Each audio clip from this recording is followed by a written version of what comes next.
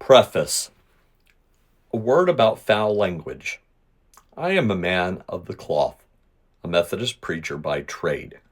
Some of the language you will encounter in this book is not fitting from the mouth of someone who preaches the good news for a living, but it is quite fitting to some of my characters, and without it, they would not have reflected some of the real men and women I grew up around in my beloved rural western Kentucky. I love the region where I grew up and wanted my stories to look, feel, and sound like that place. I also wanted my characters to be like the people who gave that region of the country its character. The people I grew up around could be brilliant, witty, and intelligent. They could also be, at times, stupid, brutish, and ignorant. They could be warm, charming, and kind. They could also be backbiting, mean-spirited, and cruel. They could be eloquent and reverent. They could be vulgar and irreverent. I suppose they were like people everywhere. Still, I wanted to be true to them. None of my characters is based solely on one person. They are composites of many people I have known. So too are the stories. They reflect real happenings, but no particular happening. Not all of the stories take place in Ballard County. Ballard County is the county I know best, having lived and served there for almost a decade. But I have also lived and served in and around Carlisle, Graves, Hickman, Marshall, McCracken, and Livingston counties. The stories reflect trends that happened not only in my rural communities, but in rural communities across the country. The Harvest of Hardship, Automation, and the Decline of Rural America.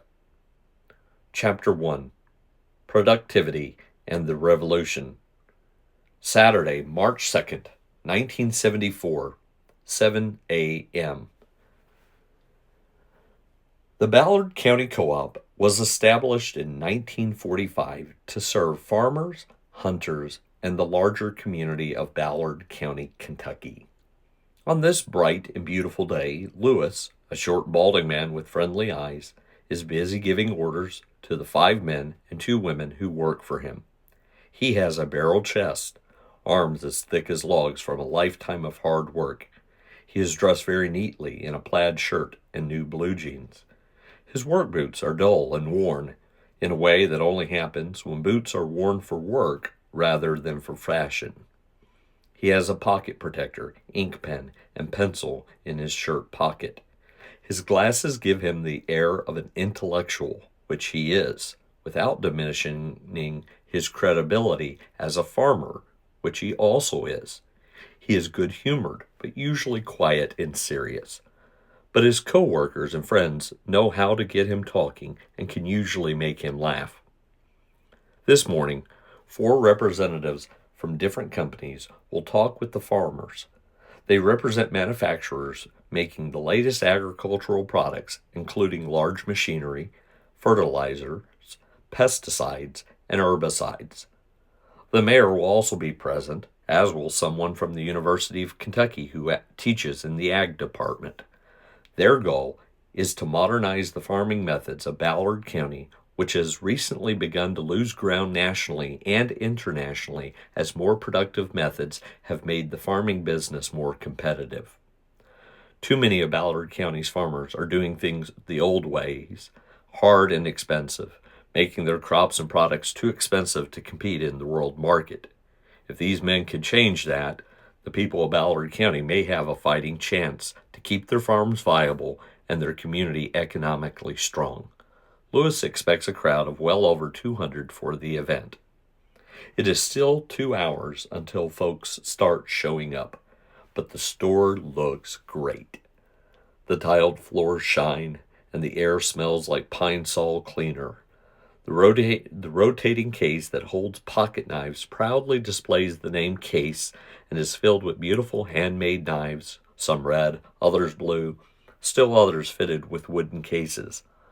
Aisles of the latest fishing gear offer poles, reels, and tackle for every angler, whether sporting to catch a largemouth bass with artificial worms or looking to use a crankbait or plastic jig to nab a crappie for dinner.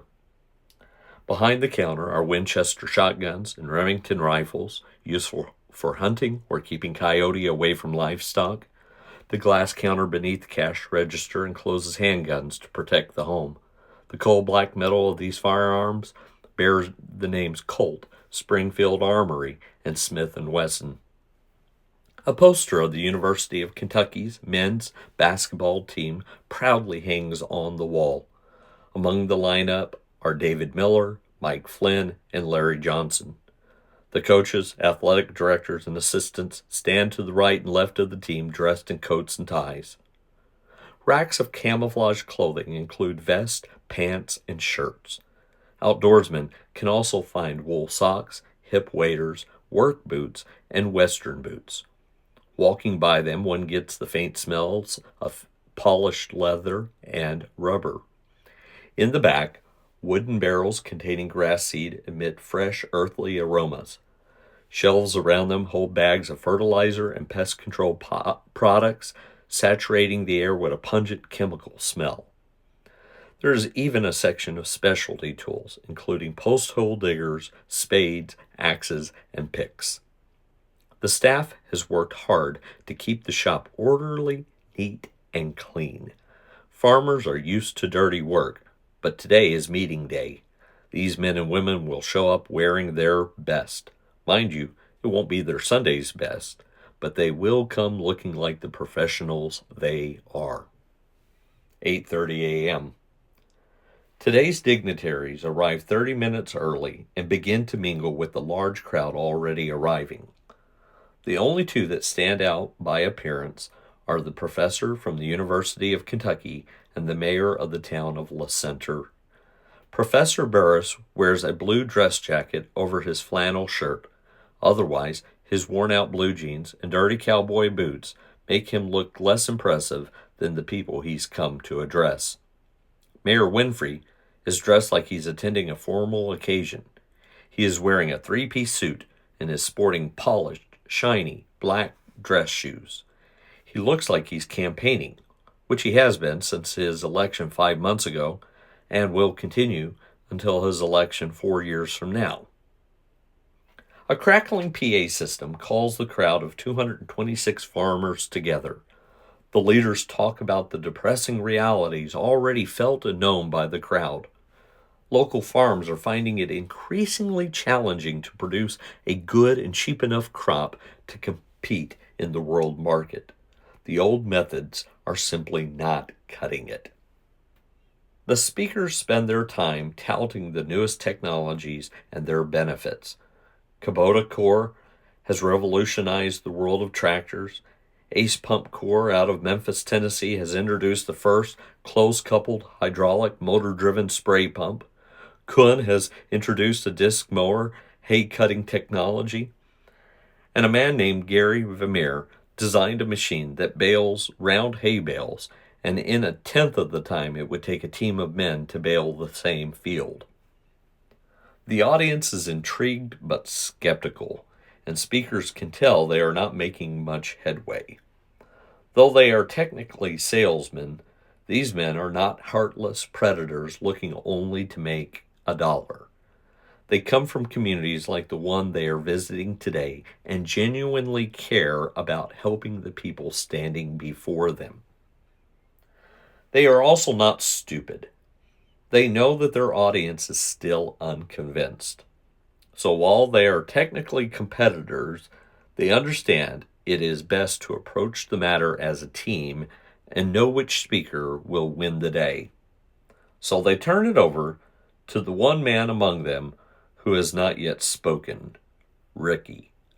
Ricky looks like a man you would meet in a bar. His grisly, 2-day beard stands like porcupine prickles on his face. He has a lip full of tobacco that pudges out from his mouth. His hair is tousled and unkempt. He does not look impressive, though he does look like a man you would not want to fight.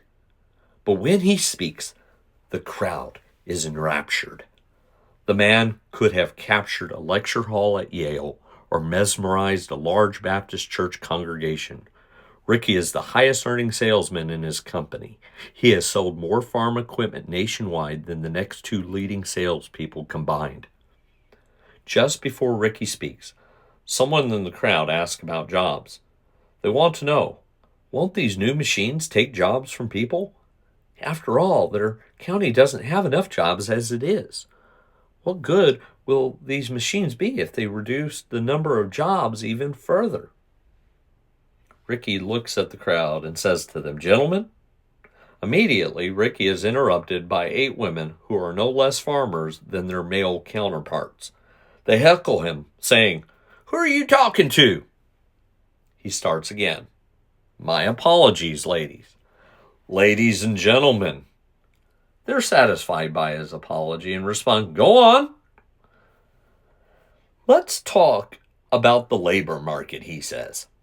"I know you are worried about jobs. The truth is, the men in Washington have failed us. We don't have a strong labor market. We have a weak labor market, and a lot of good people are working harder than they want to. They aren't afraid of hard work, but they wish they did not have to work so hard to make ends meet. But that problem is more about the failings of the Nixon administration than about automation." A woman named Katie calls out, and no one is surprised. If the meeting is going to go south, it will likely be Katie who sabotages it. She's the biggest mouth in the county, but she also has one of the most successful farms. People are compelled to admire her while constantly annoyed by her bigger-than-life personality. Today, she is wearing a bright pink suit with a corsage as big as a bouquet pinned to her lapel. She wears cowboy boots decorated with rhinestones and has a Stetson hat the size of Texas on her perfectly curled hair. Her adult son, Mike, is dressed in Wrangler's jeans and a Western-style denim shirt. He looks embarrassed in advance, knowing his mom is about to create a scene. She calls out in a voice more suited to an old-fashioned auctioneer than her pretty face. "Your fancy technology is going to steal jobs from our people.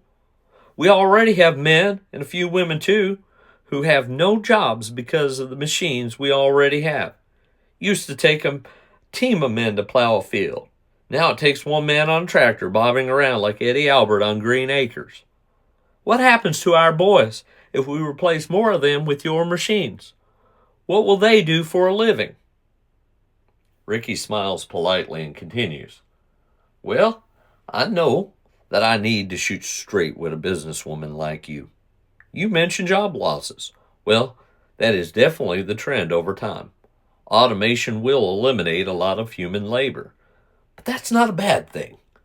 Look at it this way. Basically, these inventions will liberate people from having to do these tasks. Take baling hay. It's tedious, hot, dirty work. Why not lighten the burden of the people who do it? Why not free them up for something else?" Katie snorts and says, But then, what will they do if they're not baling hay? Free them up for what?" As she finishes, she spits on the ground. Ricky jumps back into the fray with great concentration in his eyes. He wants Katie and her supporters to know that he is taking her seriously and not talking down to her. Well, anything. It's going to free people up for more leisure time, which is something everyone aspires to. Wouldn't you like more time for fishing, for family, for church activities? But yes, this will come at the cost of some kinds of jobs. But all of the great inventions since the dawn of time, anytime anyone invented anything, reduced the need for labor. Even the wheel was invented to make hauling things easier. Ricky takes a moment to scratch his head and to spit some tobacco juice into a Coca-Cola bottle he's holding.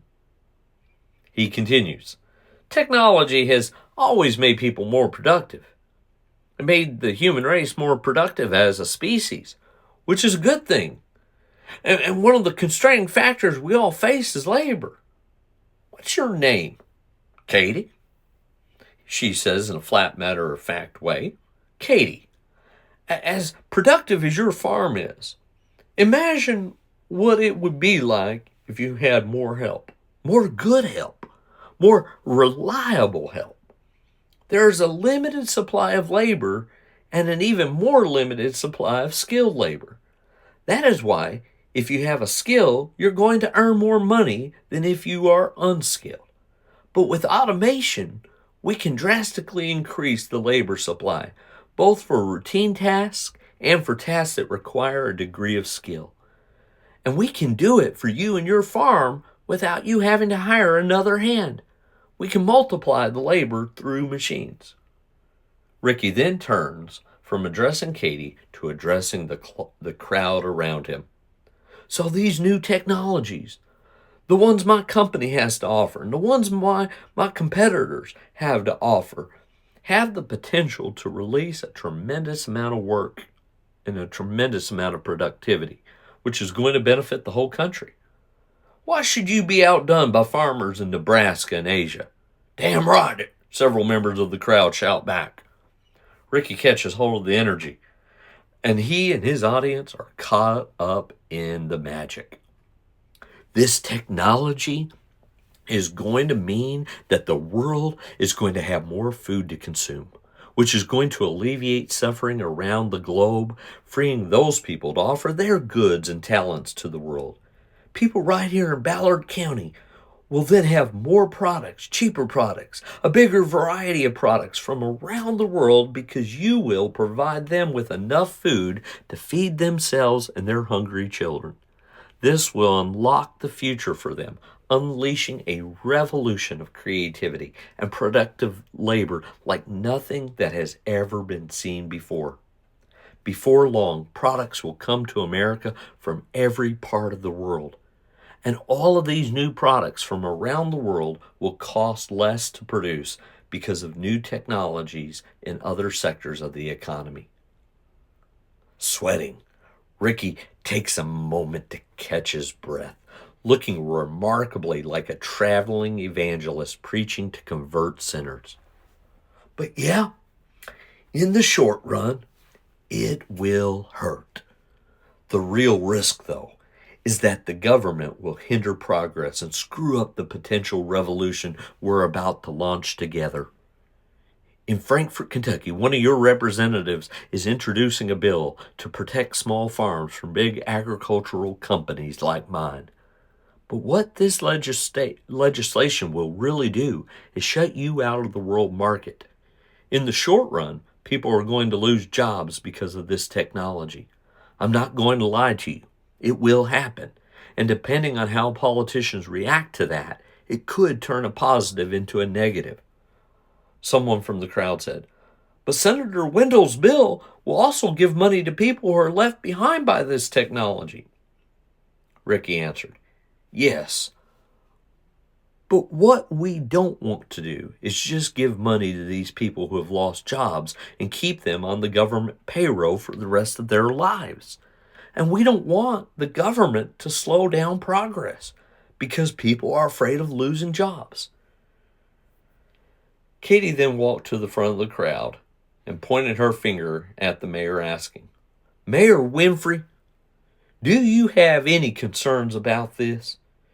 Do you have any concerns about what this is going to do to our local economy?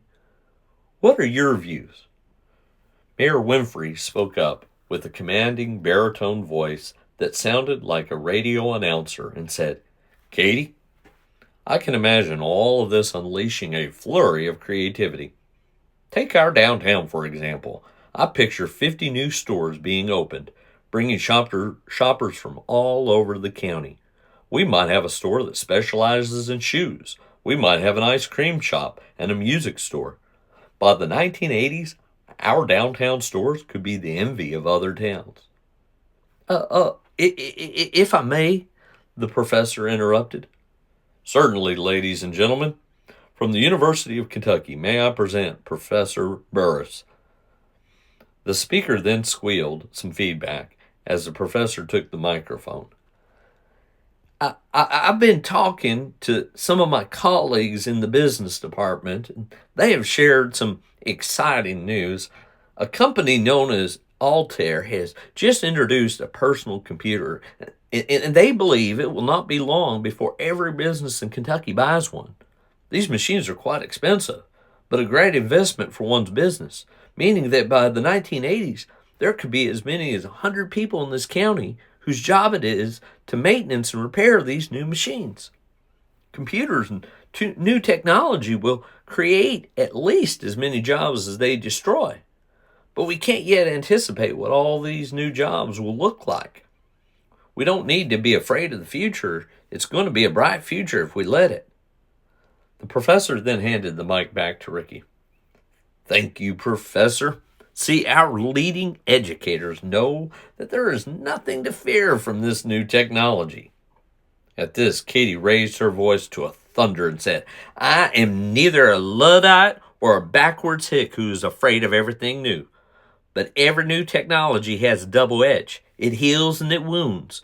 It helps and it hurts. I'm just saying, we have to think about what we're doing here. Ricky paused respectfully and continued. And I would like for all of you to consider the letters ROI, return on investment. Your return on investment is going to generate a lot of wealth. A machine doesn't call in sick. It doesn't need a break or a vacation. It never shows up with a hangover or starts a fight with the other workers. And if it breaks, you fix or replace the part. It's not just the wages you save. It's all the benefits that go with it. Because if you pay someone $4 an hour, it costs you a lot more than $4 an hour when you hire them. When you pay workman's comp, Social Security, and all those taxes, it adds up. And then, of course, your workers can sue you for all sorts of things, including getting injured on your property. That's an especially big risk for dangerous jobs like farming. When you use a machine to do that kind of work, you eliminate that risk completely. Plus, a hay baler never needs a day off or to go on vacation. Another farmer said, but some of my farm hands are not qualified for any other kind of work. Ricky looked down in a thoughtful, sad, remorse kind of way and said, and yes, it is unfortunate, because what are those folks going to do? They don't have any skills, but many of them don't have other skills because the government keeps them from acquiring any skills. They keep people like this dependent on them. But eventually, this technology will benefit everyone. Take hay balers. Eventually, they'll be so affordable, they'll be as common as a lawnmower. Listen, eventually, these machines will get so cheap that no one will have to bale anything, just like no one has to manually cut grass anymore. Everyone will have access to this technology, just like everyone has a modern lawnmower. Eventually, no one will have to bale hay, chop tobacco, or dig ditches. Machines will do all of that. But that's a good thing. Many of these jobs are a hassle. Baling hay, digging ditches, digging holes for fence posts are all back-breaking work. It's why rich people don't do this kind of work for themselves. They pay others to do it. If chopping and baling hay were so great, people wouldn't pay others to do it for them. They would do it themselves. But those who can hire this work out do. This technology means freeing these workers up to do other things on the farm.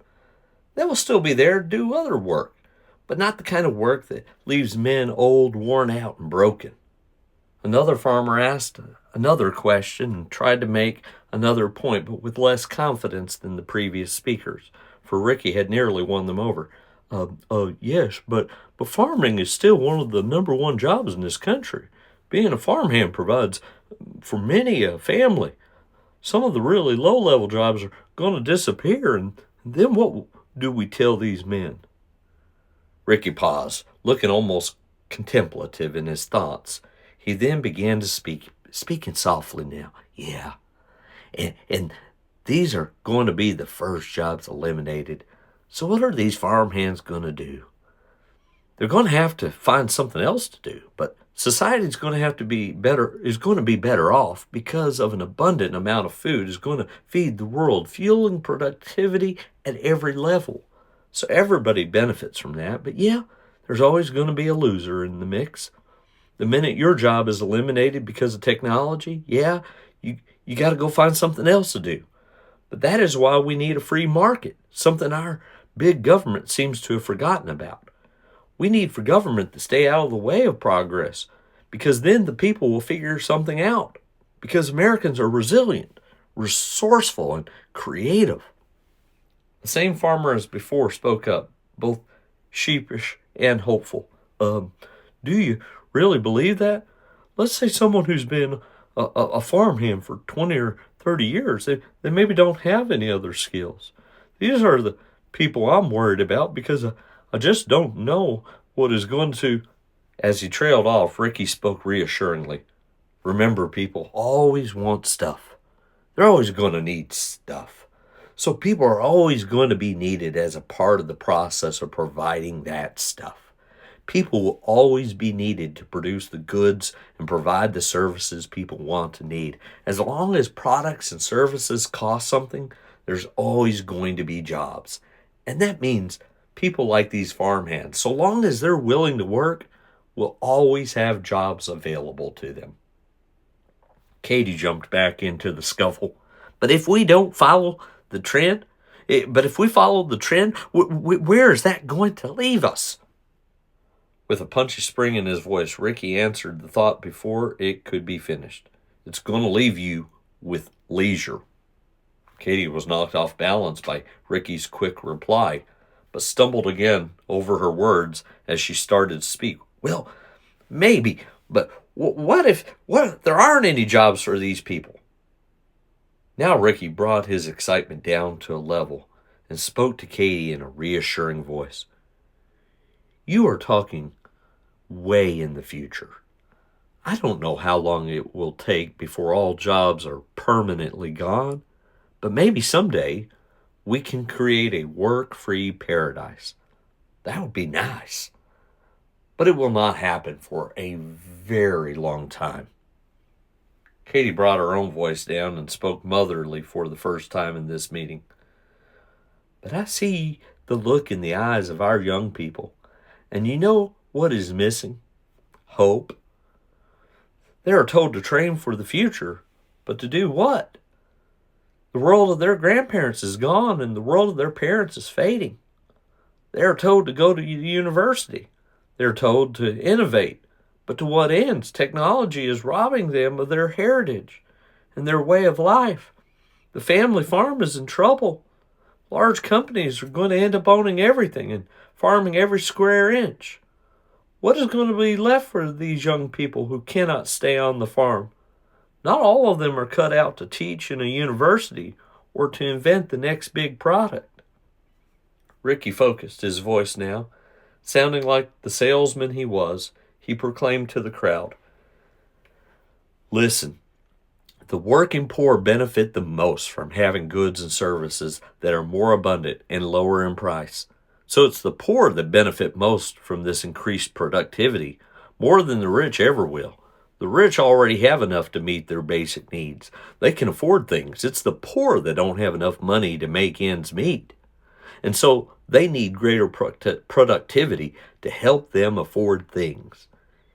It's all about a shortage of stuff. It's not a shortage of money. It's a shortage of goods. And if we can produce more goods, that's how you and I will eliminate poverty. People are poor because they don't have enough stuff. But if you can produce more stuff, including food, especially food, that is the only way to really get rid of poverty. Automation will give us and our children the first real shot at eliminating poverty forever. We can harvest a new future of prosperity for everyone. By the end of the speech, people were cheering. By the morning's end, farmers lined up to order new equipment. And by the end of the day, the revolution was launched. Katie mumbled to Mike as the two walked to her truck. Sons of bitches think that man hung the moon. Chapter 2. The Liar's Table, Saturday, May 28th, 1983, 7:30 a.m. Mike, Kate's only son, had hoped to run the farm with his mother. But after he married his high school sweetheart, Mike returned to school to become a nurse. Mike's wife was a cute little African American girl named Tina who taught at the elementary school. That was 25 years ago. Their only child, a son named Tarek, was 8 years old. Tarek's father rarely had to wake his son in the mornings. His good-natured child greeted each morning with beautiful, bright eyes of curiosity and joy. Mike and Tina would often find their child lying wide awake in his bed, staring dreamily at the ceiling or quietly petting the family's cat in one of the house's rooms. Today, Mike found Tarek staring out a window, watching a blue jay hunt for its breakfast. Tarek was still in his pajamas. Mike said, "Meemaw'll soon be here. You better get dressed." "Okay, Daddy," the boy said to his father. Tarek put on a pair of blue jeans, cowboy boots his grandmother had bought him for his birthday, and a t-shirt with the words Ballard County Elementary School on it. He also grabbed the pocket knife she had gotten him. He might need it for his morning chores. When his grandmother pulled up in a light green Ford pickup, Tarek grabbed his work boots from the mudroom. His mother, Tina, said, "Tarek, do you have your wallet?" "Yes, ma'am," he said. His mother handed him a $5 bill and said, "Put this in your wallet. You're going to need it later because Meemaw is taking you somewhere special after work." Tarek thanked his mother, took the money from her hand, and folded it into his wallet. He then looked up to see his grandmother walk through the door. Katie wore shiny black boots, tight blue jeans, a matching denim vest, and a black shirt. On her vest, she wore a sprig of violet flowers. Today, she also wore a straw-woven cowboy hat with an expensive rattlesnake band. "You ready, kiddo?" she said to him.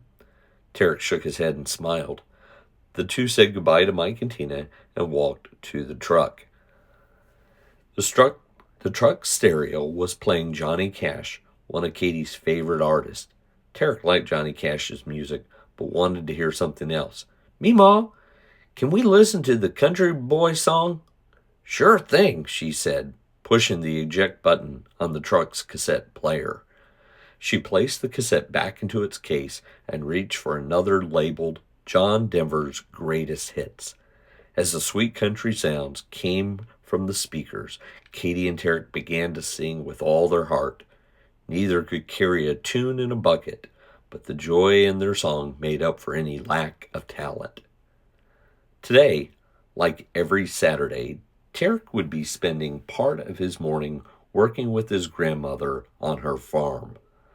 The farmhands were off on the weekends, leaving it to Katie and Tarek to feed the chickens and pigs and to pick up and put away any tools left lying around by the men. The chores would take about 2 hours, and Tarek loved spending the time with Katie. He also loved the physical work of feeding the animals and tending to their care. He would use a nearby hose to fill the water trough for the pigs and a metal bucket to spread feed for the chickens. He would also use a straw broom to help tidy up around the walkways. While he was busy, his grandmother would look after the 2 horses and 20 head of cattle. Theirs was a busy farm. Before their chores, the two would stop by the Bluegrass restaurant for some breakfast. On Saturdays, the cafe featured a breakfast buffet, including scrambled eggs, bacon, sausage, biscuits with white gravy, grits, fresh fruit, and pancakes. Tarek had gone there to eat breakfast with his grandmother many times, but today would be different. She had informed her grandson that he was now old enough to sit with her at the liar's table.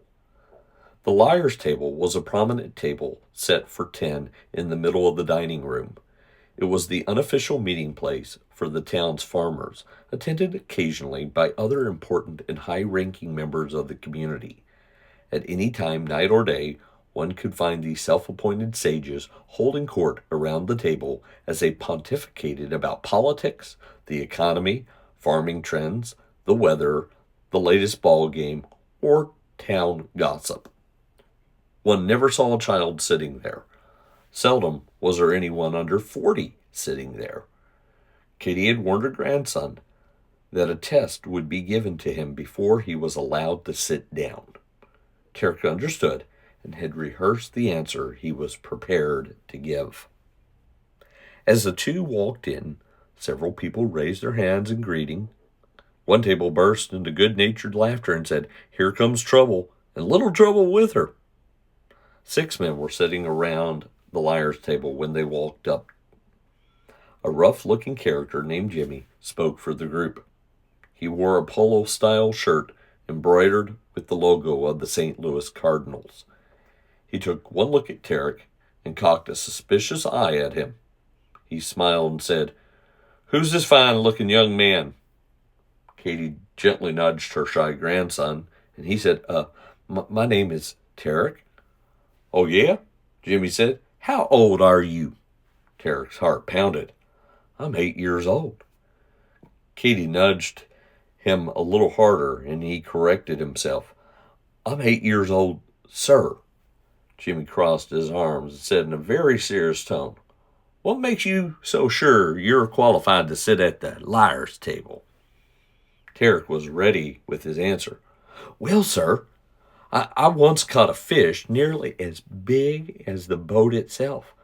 I spent nearly a whole day reeling it in. When I got it in, we cleaned it and had a fish fry so big it fed the whole neighborhood. The hush puppies alone were the size of basketballs, and everyone was so full they didn't eat again for a whole week." Jimmy considered this carefully before saying, "I think you'll fit in just fine at the liar's table. Have a seat, young man." Tarek enjoyed his breakfast very much. He especially liked hearing the men fuss about this and that. He was proud when his grandmother Katie won an argument about which player had been the Cardinals' best pitcher ever. At one point, a man named Gary told a story. "Tarek, did your grandma ever tell you about a man named Eustace who used to live in Barlow?" "No, sir," Tarek said. "Well," Gary continued, "one Saturday, Eustace went around all the stores in Barlow with a pen and paper, asking people how they spelled their name. Finally, he got around to the meanest guy in town, a boy named Jim Bob McGee. Eustace asked Jim Bob how he spelled his last name. Jim Bob gave Eustace a threatening look and said, 'Why do you want to know how to spell my name?' Eustace said, 'Well, sir, I'm writing down the names of all the fellers I can whoop.' At this, Jim Bob stood up, made a fist, and said, 'Boy, you can't whoop me.' Eustace looked at Jim Bob and said, 'Well, sir, then I'll just erase your name off my list.' At this, all the men around the table laughed. Katie laughed louder than the men. All of them had heard the story many times before. Tarek giggled with delight. Tarek looked at Gary in wonder, asking, 'Is that story true?' Gary winked at him and said, 'Well, it is the liar's table.' It had been a good morning. The men had made Tarek feel very welcome. From then on, he was the youngest member of that esteemed council. After breakfast, Katie and Tarek stopped by the local hardware store to purchase new work gloves. A bell chimed as they walked in. Kenny, the store's owner, looked up from the counter and said, "Morning, Katie." "Morning, Tarek. What can I do for you?" Katie said, "We just need some work gloves. The pairs we have are starting to be a little worn out." Kenny said, "All right, I'll be right back." In a little under 90 seconds, Kenny returned with 2 new pairs of work gloves. Katie looked at Kenny and said, "You know, you look just like him," meaning Kenny's dad. "I hear that a lot," Kenny replied. Katie said, He would have been so proud of how you kept this store running. If he's able to look down from heaven, I'm sure he's smiling." Kenny smiled genuinely and said, "Thank you." Just then, a worker named Laura came from the back storeroom and spotted Tarek. "Tarek, don't forget a sucker," she said as she extended a bowl in his direction filled with Dum Dum Pops. Tarek said, "Thank you," and grabbed a root beer flavored sucker from the bowl. Katie then told Tarek they needed to hurry because she had a treat for him. The two hurried to the pickup truck and drove out to the farm. Half an hour into the work, Katie said, "Tarek, run to the hay barn and grab me a shovel." "Yes, ma'am," he said as he started into a run. In the hay barn, Tarek found a king snake. His grandmother had told him how important these are to have around. They ate mice and kept poisonous snakes away. Tarek watched as the graceful animal slithered around the barn looking for delicious prey. After the snake had slithered from sight, Tarek remembered why he had come to the barn in the first place. He was looking for a shovel for his grandmother. He spotted it and took it to Katie. After cleaning up and putting back on their dress boots, the two drove to Paducah. In those days, Paducah had a thriving downtown with shops, office buildings, and restaurants. Today, Katie ignored all of these and drove past them. She was taking Tarek to the Arcade Theater to watch the new film, The Empire Strikes Back. The Arcade Theater was first opened in November 6, 1911, and still looked like a classic movie house with a main floor and balcony. Walking in with his grandmother, Tarek could smell warm buttered popcorn, roasted hot dogs, and the faint wisp of chocolate coming from the concession stand. Katie said, "I believe your mother gave you some money for refreshments. Why don't you get in line and get yourself something?" Tarek ordered a popcorn, peanut M&Ms, and a small Coke. When the lady at the counter asked what kind of Coke, Tarek answered, "Sprite, please." Katie had always loved movies, a passion she intended to share with her grandson. She especially loved any film that featured space travel, other worlds, or monsters. 4 years earlier,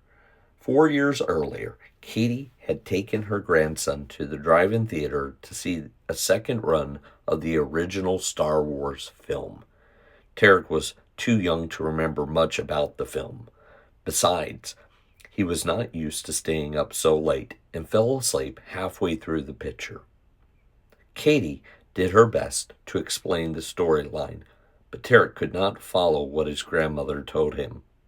In truth, he did not need the explanation. If his grandmother said it was going to be a great film, it would be. He believed her. From the first moment he heard the opening music by the composer John Williams, he was hooked. His life would never be the same again. From that moment on, his mind would be filled with scenes of space travel, fantastic humanoid species, and droids. He would spend the rest of his life collecting every Star Wars collectible he could get his hands on. After Katie dropped her grandson off at home, he spent the rest of the evening running around the house, imitating the sounds of laser blasters. Pew, pew, pew, pew. Tina looked at Mike and smiled. What has gotten into him? Mike smiled at Tina and said, I think someone enjoyed the movie. Chapter 3, Balance Sheets and Hammers. Monday, July 25th, 1983, 9:15 p.m. Kenny sat at his desk in the hardware store he inherited from his father. His father opened the store when he returned from fighting in the Second World War.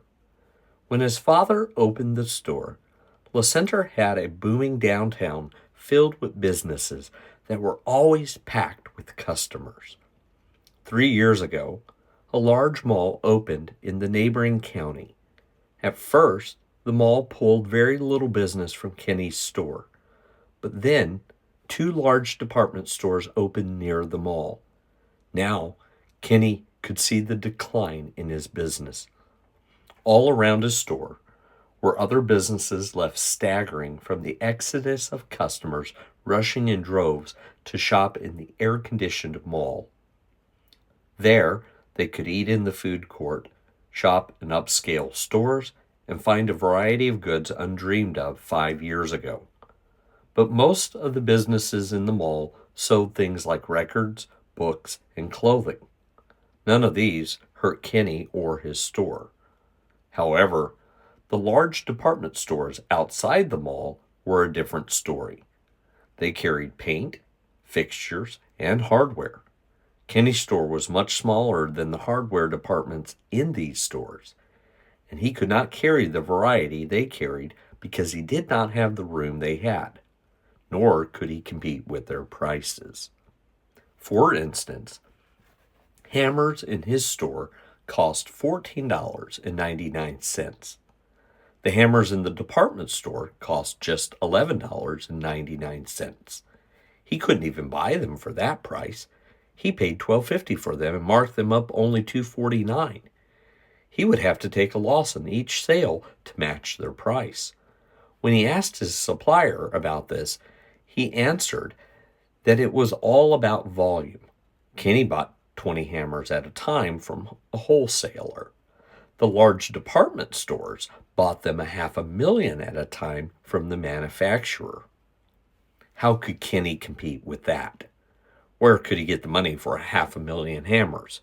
And what would he do with them if he could buy them? That many hammers would bury his whole store.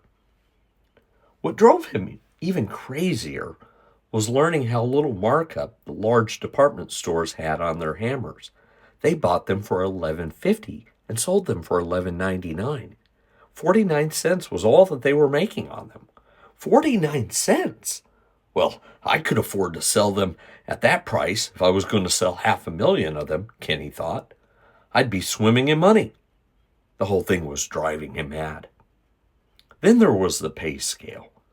The department stores paid their people only $2.70 an hour, just 40 cents above minimum wage. Kenny paid his people more than $5 an hour. Kenny thought, but you get what you pay for, right? The people working in those stores knew nothing about the tools they sold. Many of them had never done a repair job in their life. They only shrugged their shoulders in ignorance if you asked them a technical question. Kenny knew because he had checked out the competition. One day, Kenny walked into the hardware department of one of the department stores. He pretended to be a customer in need. He described a project that included gutting a wall, tearing out studs, replacing them, rewiring the wall outlets, and hanging drywall. He inquired about the tools he might need for the job. The 17-year-old worker looked frightened by the questions. He ran off and returned with a 70-year-old worker named Jim. Jim was sweet and kind, but no more helpful than the 17-year-old. He admitted that he was a retired violin teacher who had only been given the job because he knew something about painting. Jim offered to call his manager, who could provide more help. Kenny gave a fake smile, masking deep frustration, and walked out of the store after saying, "No, thank you." He thought, they may have cheaper hammers, but they offered nothing else. That night, Kenny sat at a table, hunched over a spreadsheet on which the profits and expenses of his hardware store were all recorded. Kenny punched numbers into a calculator and then used his pencil to update the numbers on the sheet. He mumbled swear words under his breath and began furiously erasing the numbers he had just written. He could not make the numbers work. Any way he configured them, the bottom line was red. If it were only about Kenny, he would lock the store door, drive away, and never come back. He would say, "The hell with the store," drive to Montana and start over. Kenny had never married, had no kids, and his parents were both long gone. What held him back were the 4 people who worked for him. They depended on their jobs in his store. More than that, they had earned the right to those jobs through hard work and loyalty. There was Ernie, a man of serious demeanor with wild curly hair, a bushy mustachio, and a constant dusting of dandruff around the collar of his shirt. Ernie was the best paint man in the whole region, a regular Picasso. All one had to do was bring him a snippet of wallpaper or a curtain panel, and Ernie would find and match the perfect combinations of colors for the room. Ernie had a son in medical school. His daughter Tiffany would soon be going off to college in the fall. Ernie was barely making ends meet. Still, he came in early, stayed late, and was proud to help his customers. There was Laura. Laura had never worked outside the home. She married her husband, Carrie, the week after high school graduation, and they lived happily together for 23 years. When Carrie died of a massive heart attack at work, Laura's world began to fall apart. Though the couple worked hard and lived frugally, they had no savings, and Laura needed badly to find a job. But she had no work experience. Who would hire a 41-year-old who had never worked? Kenny decided to take a chance on Laura. He taught her to run the register and to operate the key-making machine. He also put her in charge of cleaning the store, which she did dutifully. Kenny could not imagine letting her go. There was Walter. Walter began working for the store when Kenny's dad still ran it. Walter knew everything about nails, screws and bolts, fasteners, and general tools. A widower, Walter had nothing left to live for except helping his customers get the job done right. Johnny was the newest member of the crew. A recovering alcoholic and chain smoker, Johnny was all nervous energy and had worked for Kenny for the last 6 years. He never complained about anything. He could smile as he loaded sacks of concrete on customers' flatbed trucks. He would carry bags out for an elderly person. He would get the shelves stocked before Kenny even arrived. Why? He told Kenny that wearing himself out at the store left him too exhausted to chase after the hunger for drugs and alcohol that had nearly left him dead 8 years ago. He would rather wear himself out working at the hardware store than to end up in an early grave because of his addictions. What would happen to Johnny if the store closed? Kenny realized he had been staring at the wall for more than 45 minutes. It was now after 10 o'clock. He focused himself and began to tap more numbers into the calculator. He took his paper and began working out some of the math on the scratch pad. Damn! The numbers still did not work. The numbers needed to at least come out in the black. Kenny thought about the conversation he'd had last week with Jerry. Jerry was the general manager of one of the large department stores out by the mall. Jerry was a tall, tubby man with greasy hair combed over to one side who looked like someone who might be the principal of an elementary school. Friendly, but somewhat distant, he always seemed to others as if he would rather be somewhere else. Jerry said, "Kenny, I could use someone like you to be the department manager over hardware." "Could I bring my team with me?" Kenny asked. "Well, I don't have that many spots open, but I could use you. I could pay you $6 an hour. It's not much, but with profit sharing and stock buy-in program, you could be a millionaire in 30 years. Kenny snorted.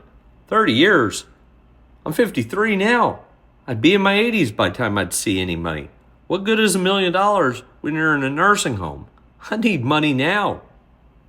Jerry answered calmly, "Kenny, this is a very good opportunity, and I could really use someone like you." Kenny's gaze fell to the floor, and he spoke in almost a whisper. I just don't know." Jerry said, "Well, I'll give you a few weeks to think about it." Kenny stopped thinking about the conversation and looked up at the clock. It was now 11:15. He got up from his chair, paced around the office, picked up a stale cup of coffee he had poured hours earlier, and took a sip. It came to him in a flash. He sat back down before the spreadsheet. He had 2 vehicles, a small car for errands and a Jeep he had bought for hunting and fishing. He could use the money to bridge the gap if he sold the Jeep. Wednesday, August 10th, 10:37 a.m. It had not been a good morning. The paint mixer quit working on Monday. This was not a surprise. The mixer was as old as the store itself. The surprise was that the repairman could not fix it. A new machine would cost over $3,500, but the repairman said he could get a used one for Kenny for $1,300. The used machine was nearly new and came from a store that had just closed in Missouri. Kenny did not have $1,300, and all of his lines of credit were maxed out. But he could not do without the machine. Paint sales were 40% of his revenue. He felt like throwing up. He walked out back to where the dumpster was. He thought about the other stores around his own. Many of them had been in operation since the 1930s. These businesses had survived the Great Depression. Now a third of them were empty. Instead of merchandise, their windows now displayed the words "for sale" or bank notices declaring bankruptcy. Kenny sat down on the ground, pulled his knees around his face to hide his shame, and he did something he had not done in his adult lifetime. He cried. Monday, August 22nd, 8:30 a.m. Jerry picked up the phone and heard Kenny's voice asking, "Jerry, is that job still available?"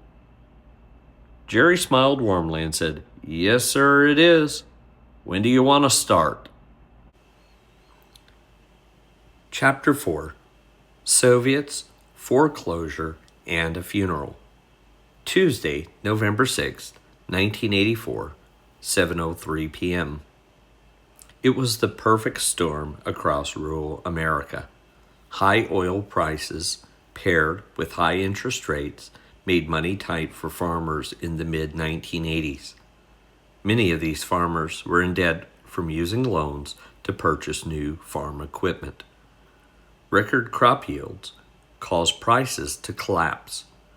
Making matters worse, existing demand from Soviet buyers came to a halt when the Reagan administration placed a trade embargo upon all Soviet bloc countries. Many farmers scrambled to find the necessary money to keep their farms afloat and to stave off creditors. Some were forced to sell their farms, many of which had been in the family for generations. When these desperate people placed their farms up for sale, they discovered that farmland prices had also fallen to record lows. One of these families was the Guffey family. Randy Guffey could not understand what had happened. He had a bumper crop last season, yet it took months to get buyers for his crops, and when the sales came, he made pennies on the dollar. He began to tremble when he looked at the checks he had received for his hard work and realized they covered only a fraction of his expenses. His wife Geraldine noticed that his face began drooping, and his words were slurring. She began to panic, so she picked up the phone and called her best friend Katie. Katie wasted no time in getting over to the Guffey home. Taking one look at Randy, she could see that he had suffered a stroke. Geraldine was in tears and too distraught to make any decisions, so Katie took charge of the situation. She picked up the phone and called her son. "Mike, I need you and Tina to get over to the Guffey's house. Randy had a stroke. I'm taking him to the ER. I need you to come over and help Geraldine pack an overnight bag for the two of them, and then meet me at the hospital." It was a long night. Geraldine was told by the neurologist and the cardiologist that Randy had suffered permanent damage. His speech and hand-eye coordination were now severely limited.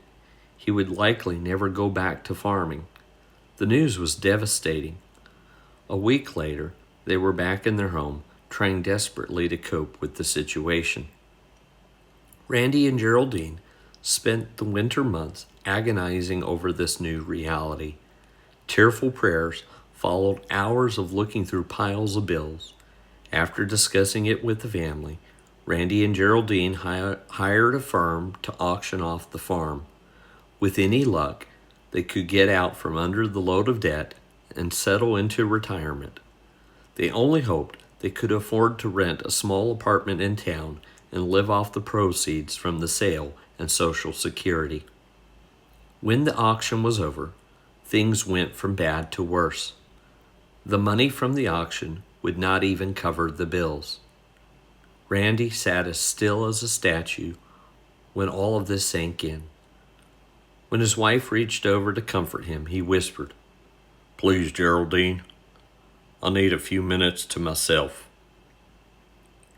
Randy got up and walked out the back door of the farmhouse his grandfather had built. According to agreements made at the time of the auction, he and Geraldine would be permitted to stay here for 60 days while his financial affairs were put in order and contracts were finalized. As Randy walked out to the backyard, he could see the apple trees were beginning to show signs of green knobs on their branches. In a matter of weeks, these knobs would swell, turn red, giving off fruity fragrance and attracting honey bees. The grass was thick and green, like a lush carpet on God's good earth. Randy noticed the white bird houses he had built for the white picket fence around the backyard and the gate that opened out onto the field leading to his barn. He walked out to his barn and took a deep breath. He loved how the wood smelled as it warmed in the afternoon sun. He noticed wood bees having a go at making homes in the notches they had carved out of his barn. He walked in and took a look around. He saw an old portable radio that he kept in the barn to listen to baseball games as he worked. He looked at his bench and noticed an ashtray filled with crushed cigarette butts sitting beside the old Stanley thermos that held his coffee. Above the bench hung an old shotgun he used for shooting rats. From the house, Geraldine heard the blast of the gun. Saturday, June 15th, 1985, noon. Today, Katie wears a long black dress and cowboy boots. She also wears a plain black cowboy hat. Mike is wearing a plain black suit, and Tina is wearing a pretty black dress. Tarek wears a black suit that matches his dad's. He also wears his dress boots and a black Stetson hat his grandmother bought him for the occasion. Their family, and every other farming family in the community, have lined the road to the cemetery with farm equipment. Each family stands quietly beside the equipment as the funeral procession slowly passes. They will keep the solemn pose until the hearse pulls up and parks at the gravesite. The farming community will then fill in the ranks around the Guffey family as a sign of solidarity. Tarek stands, holding hands with his mother and his father. He looks at his grandmother and sees her begin to weep. His own eyes fill with big, salty tears. He feels his mother's hand squeezed gently, and he is comforted. Chapter 5. Eggs for Sale. Friday, March 8th, 1991, 3 p.m. The local IGA grocery store was busy as shoppers rushed around to buy food for the weekend. The owner was a man named Jay. Jay was a tall, thin man who seemed to bounce from place to place as he walked. He was always smiling, and his eyes twinkled with mischief like a 5-year-old boy caught in the act of misbehaving. He always had a joke to tell. They were always funny, sometimes off color. He especially liked telling the raunchy ones to the Methodist preacher. Jay knew that it would embarrass the parson. Jay respected the preacher and even loved him, but he still loved ruffling his feathers. Jay looked up and saw Katie walk in the door. He was expecting her. They had an appointment to talk. Today, Katie wore a bright green dress, cowboy boots, and her signature Stetson hat. On her shoulder was a cute, fashionable purse. She looked like a mix between the Queen of England and a rodeo announcer. "Jim," she said, offering him a firm, businesslike handshake, "I thank you for giving me a few minutes of your time." Jim offered Katie a cup of coffee, which she gladly accepted. The two walked up to his office, just a few steps higher off the ground than the rest of the store. The wall facing the inside of the store had a window from which Jim could see most of his store. Though the employees could see the two talking, the office provided enough privacy that no one outside the room could hear what the two were talking about. As the two sat down, Katie thought of Wednesday when she had addressed the Ballard County Homemakers Association. She planned on giving Jim the same speech as she had given them. "Jim, we've got to support our local farmers, especially the family farms. There are not a lot of them anymore, but they're important to our community." "I know that, and I agree," said the little grocer. "What do you want me to do?" "Well," Katie said thoughtfully, "I want you to make more room on your shelves for locally grown goods." Jim smiled proudly and said, "Katie, you know that I already do that. Lots of my produce is grown right here in Ballard County. Some of it comes from Carlisle County and some of it from McCracken County. Why, even some of the meat is farmed locally." Katie looked at Jim, almost pleading with him. "I know that, Jim, and we appreciate what you do. You know that the farmers market is up and running. We hope that it doesn't draw too many customers from you, but it gives us a chance to showcase some of the products you don't carry." Jim tilted his head in a playful way, saying, "There's more than enough business for my store and the farmers market. I even display their flyer on my community board. I'm glad to do it. My daddy used to say, we have to work together in this county. But I'm guessing you have something else you want me to do. What is it?" "I'd like you to make room on your shelves for eggs from my farm. I know you get them from out of state, but I can supply you with as many as you need," Katie said. Jim's smile faded. Now he became all business. "How much will they cost?" Katie, too, is now all business. "I can supply them to you for $1.25. Jim sighed. "Katie, the eggs on my shelf cost the customer $1 a carton. If I buy your eggs for $1.25, I'll have to sell them for $1.75. No one's going to buy them for that when they can buy a perfectly good carton for half the price. Why would they want to spend more for the same exact thing?" Katie was ready with her answer. "To protect our way of life. My eggs cost more, sure, but I still have 3 farmhands on my farm. The other guys can run the operation cheaper because they've replaced all their people with machines. I didn't. I run my farm the way my daddy ran it, with people, Jim." Pleading with him, she continued, "The family farms in this community create jobs for people in our county. People will pay more to keep jobs in our community. We just have to get that message out. Sure, the big corporate farms can give you cheaper eggs, but at the cost of human jobs. By supporting the local farmer, we're saying to big ag that not everything is about price. Some things are more valuable than saving a few cents here and there." Jim's face turned red as he said, "Katie, we're not talking about a few cents. We're talking about almost twice the price." Katie interrupted before Jim could say the next set of words. "It costs something to pay people. But if you help people understand why your local products cost more, people will get behind it. We're trying to keep the money in our county. When you keep the money in your own county, that money supports our school system, our police station, county fire departments, and our public parks. How does any of that get funded if all the money goes to someone else's community?" Jim was serious now and set his coffee down.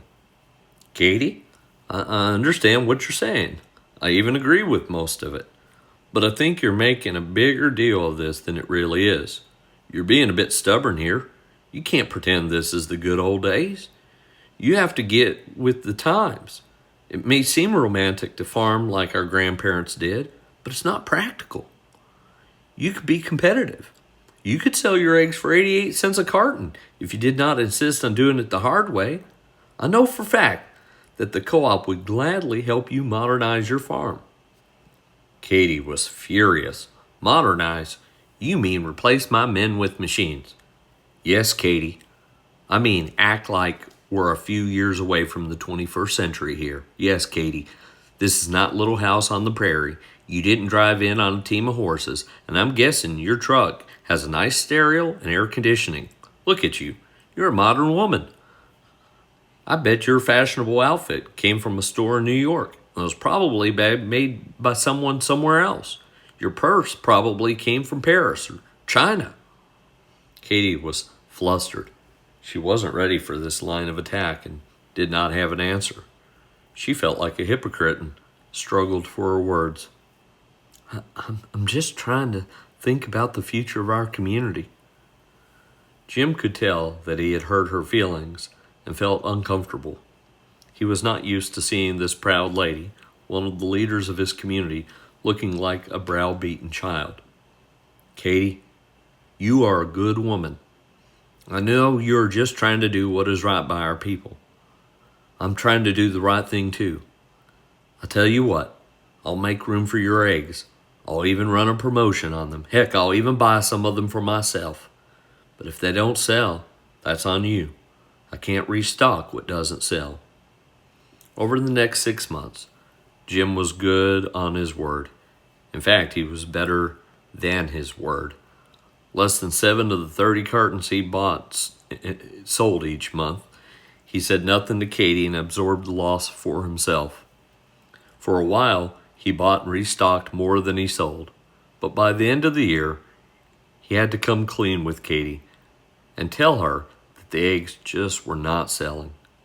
By December, he could no longer justify stocking them at all. But he promised to help promote the farmers market. Jim even made a point to drive over and buy his own eggs from Katie.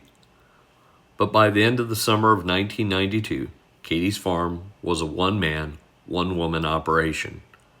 She could no longer support her 3 farm hands. In fact, she could barely support herself. But she kept the farm open another 7 years. Chapter 6. Hay Bales, Tobacco, and Prom Tickets. Saturday, April 6th, 1992, 4 p.m. In the summer of 1991, Tarek began to fill out and look like a man. He was 16 and was now tall and thin, with the well-defined muscles as hard as rock. He built his physique the hard way, through work. In the summer, Tarek helped his grandmother renovate her farm. The Commonwealth of Kentucky was moving away from tobacco and was paying farmers through a buyout program to switch to other crops or livestock. Tarek and Katie had decided to use the money to expand their pig operation from a herd of 20 to more than 250.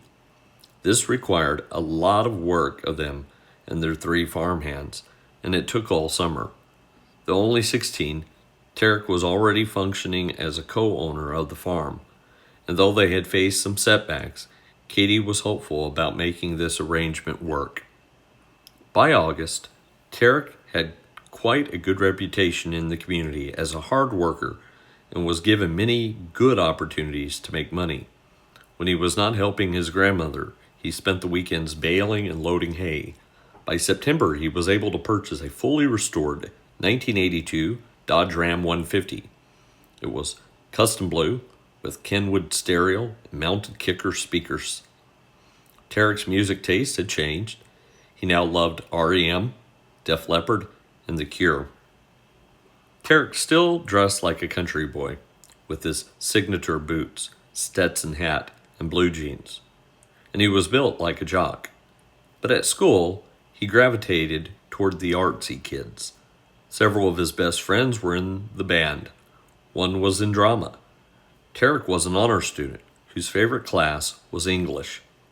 He loved to read and always had a book with him. He had finished Victor Hugo's Les Miserables in just 2 weeks, but his favorite genres were sci-fi and fantasy. He devoured books by Pierce Anthony, Margaret Weiss, Tracy Hickman, and anything with Star Wars in the title. But his all-time favorite was Frank Herbert's Dune. On weekend nights, he would play advanced Dungeons & Dragons with his friends. When his friends were unavailable, he would sit for hours playing video games. This afternoon, he was getting dressed for the school prom. He wore a sharp black sports coat, a tight-fitting white dress shirt, a black bow tie, and a genuine leather black cowboy hat with the texture of shiny snakeskin. He wore tight-fitting blue jeans and shiny black boots outlined in silver. He looked like $1,000,000. His date was Becky, the captain of the cheer team. She was a true country girl, and Tarek had Travis Tritt queued up on the stereo.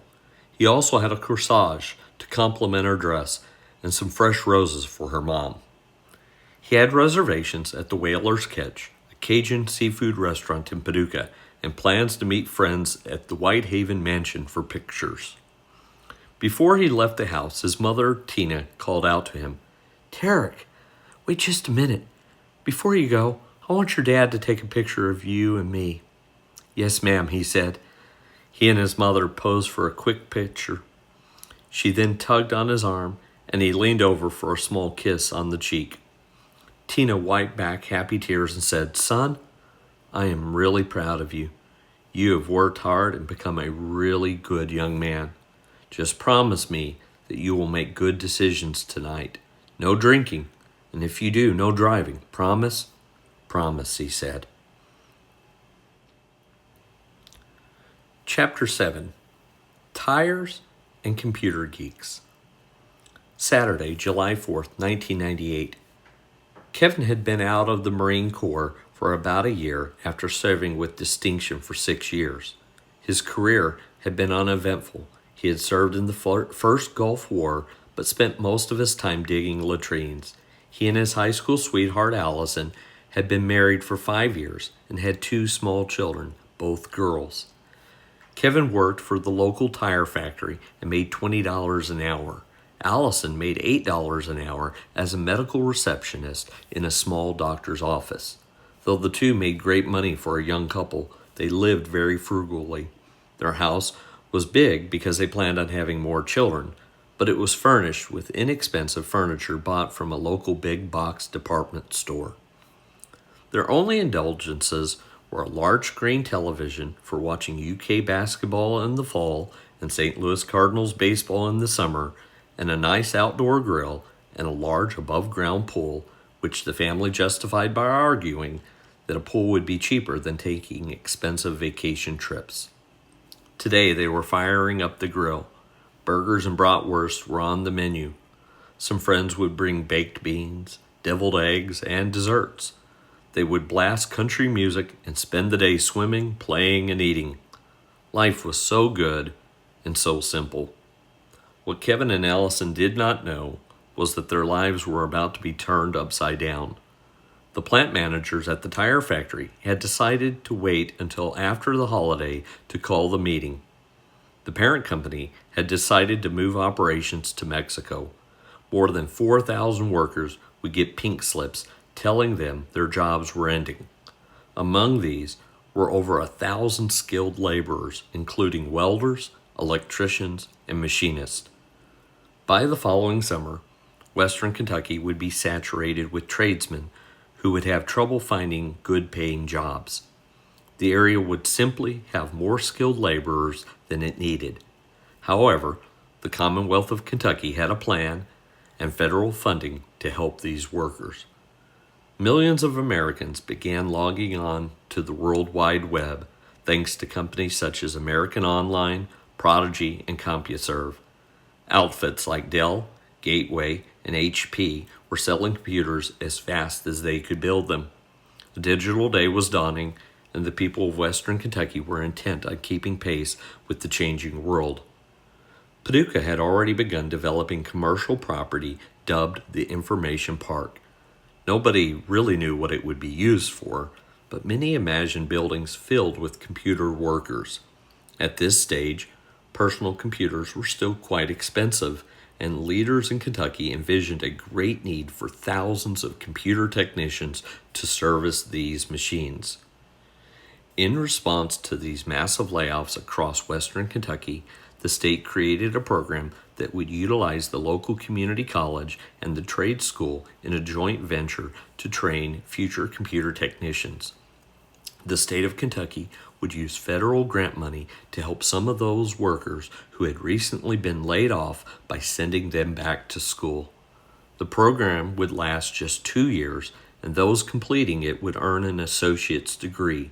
Those willing to stay another 2 years would be awarded a bachelor's degree in business. In the fall of 1999, Kevin would accept a grant and start his path toward a promising career.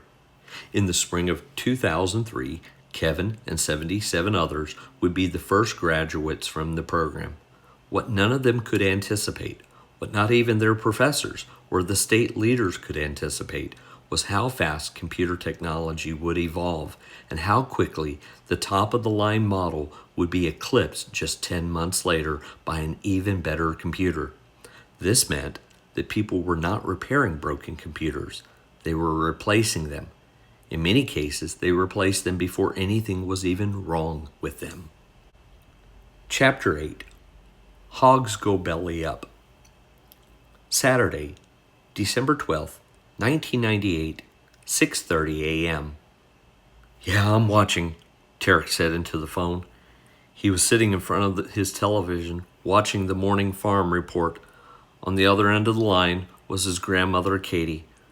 The reporter said that the cause was mass overproduction by corporations.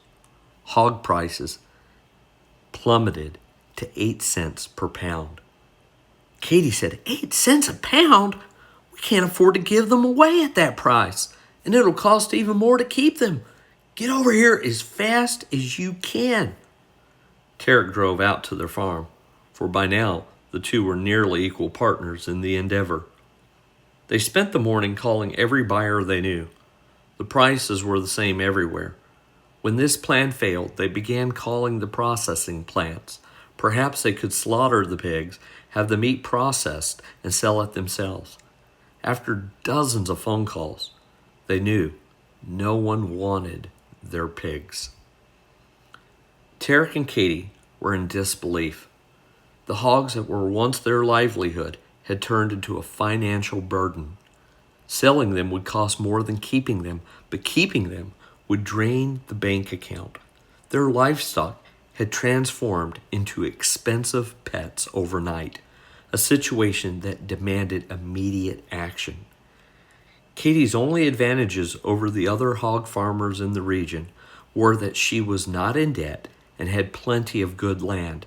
She also knew what the next step would have to be. Over the next few months, Tarek and Katie were forced to give away every hog they owned. This meant hauling them to farms as far away as Joplin, Missouri, a task that was physically and emotionally draining. They had to cover the cost by selling a 500-acre tract of land, a painful decision that significantly reduced the size of their farm. By the end of the year, their farm was a mere fraction of what it had been at the beginning of the year, a stark reminder of the crisis they had faced. Katie knew that the dream of running the farm with her grandson was over, but there was still one more thing she could do for him. Chapter 9. Hard Drives and Ditches. Monday, May 19th, 2003, 8:15 a.m. Kevin was excited to have been called in for an interview. One of the local hospitals was advertising for a position in the technical department working on computers. The hospital had thousands of computers and a tight budget. The goal was to defer replacing computers for as long as possible. They were looking for 2 people to help them do that. This morning, Kevin met with a lady from Human Resources named Melinda.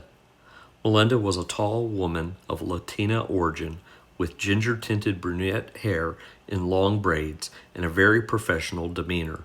She was not unfriendly or off-putting, but was not one for chit-chat or short talk. She cut right to the chase. "Mr. Kreider, I see that you graduated with a 3.6 GPA. Very impressive. I also see that you had a very good work record at the tire factory. Those are all things we are very glad to find on a resume. I hope you looked over the package I sent you. We are very interested in hiring you." Kevin felt a deep sense of hope and excitement. He had not expected the interview to move along this quickly. He expected to answer many dull, predictable questions like, "Tell me, what would you say your biggest strength is?" Or, "What is an area of your life that you hope to grow in?" Instead, this lady was flat out offering him a job. He was embarrassed to admit that he had not even looked at the package she had sent him. Could he bluff his way out of this? He asked, "Could you remind me of the benefits again?" "Sure," she said. "We offer matching 401k contributions, pension, medical and dental, and eye insurance for the employee. Now, if you need coverage for your family, those premiums can be deducted from your check. You will start accruing personal time off from day one, which you can use any time starting as soon as you have accrued the hours. After a year, you will have 2 weeks of vacation. At year 3, a total vacation time goes up to 3 weeks. At 10 years, you max out at 4 weeks. Any other questions?" Faltering for just a moment, he asked, "What is the rate of pay?" Melinda was proud to answer, "You will be making $8.15 an hour, $3 above minimum wage. At your 6-month review, provided there's no problems, that goes up to $8.50. Kevin nearly gasped, though he kept a smile on his face and his shoulders up. Though Kevin tried hard not to show it, inside he was falling apart. $8 an hour? He made more than twice this pay at the factory. How in the world was he supposed to be able to support a family of 5 with another on the way with this kind of pay? Fast food restaurants were paying nearly as much, and he had a college degree. At the end of the interview, Kevin said that he had to think about it. He didn't.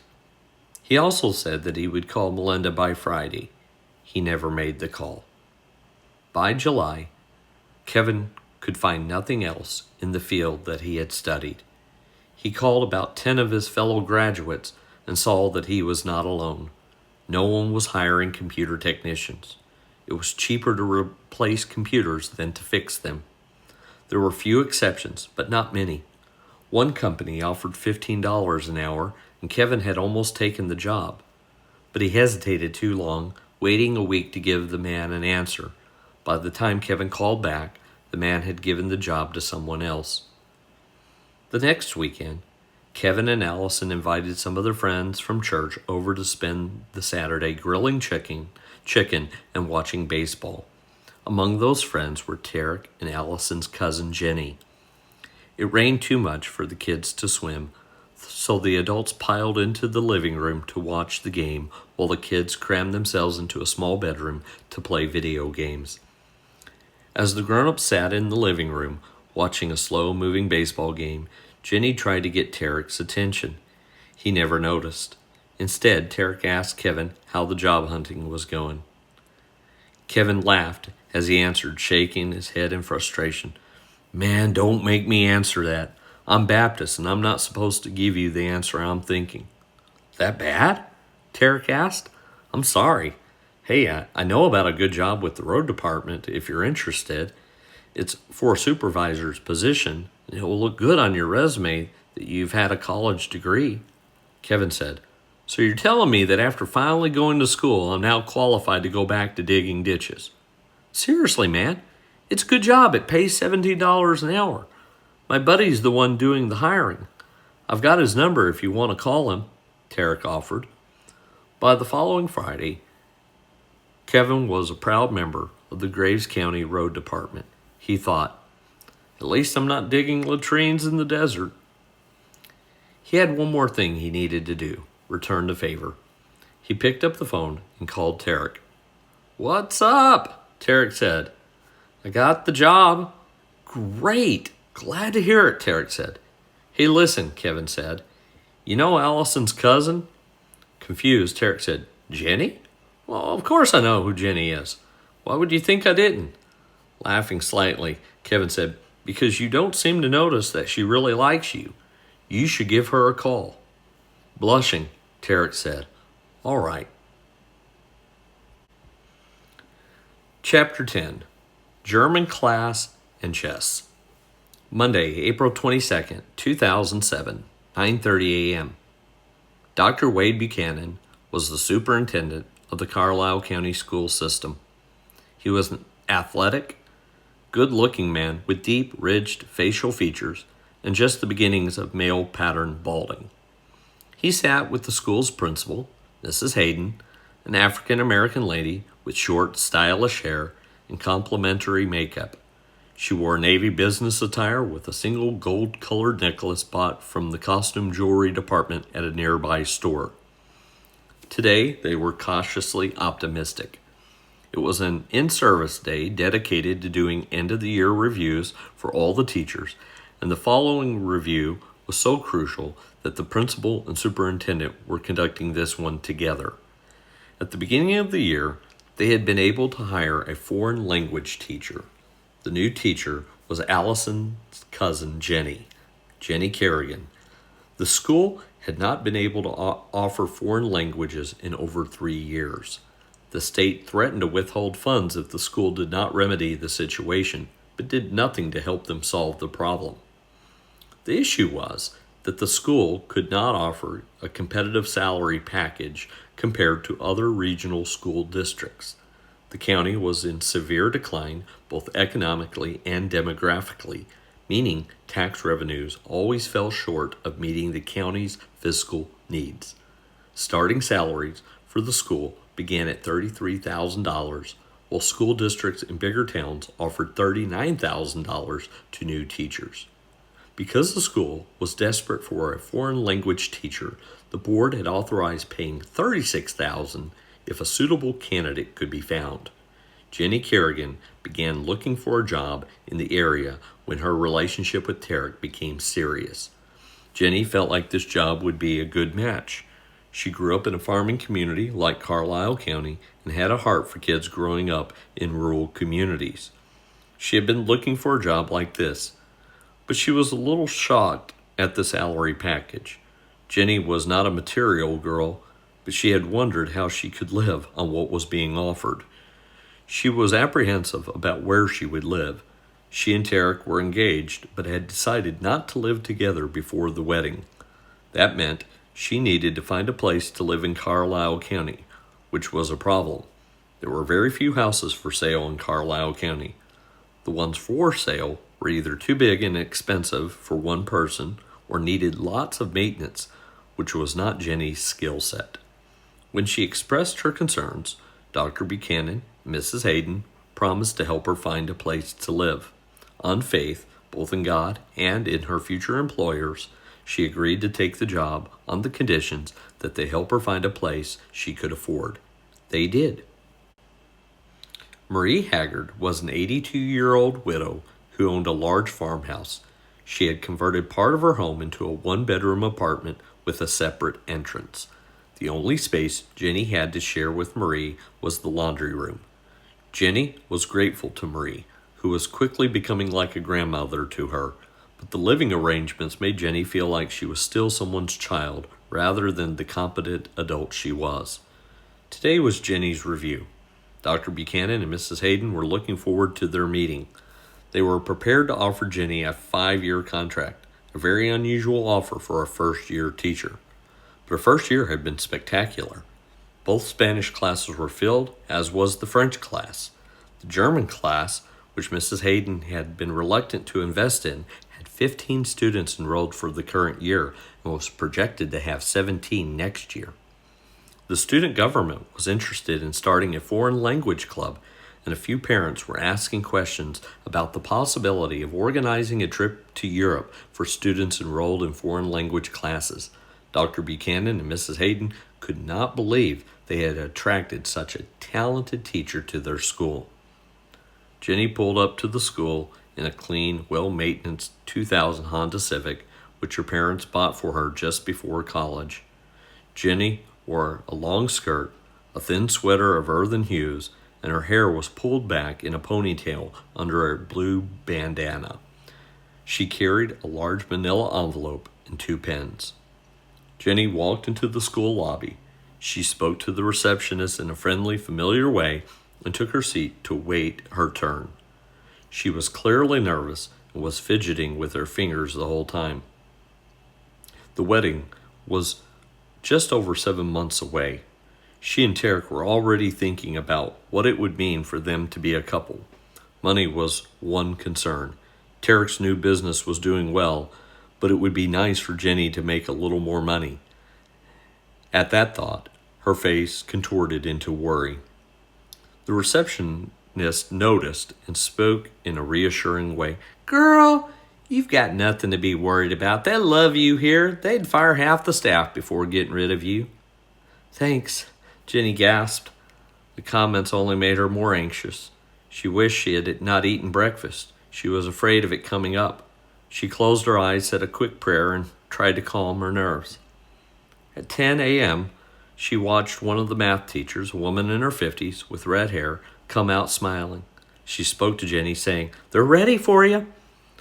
Jenny had only been in Mrs. Hayden's office one other time.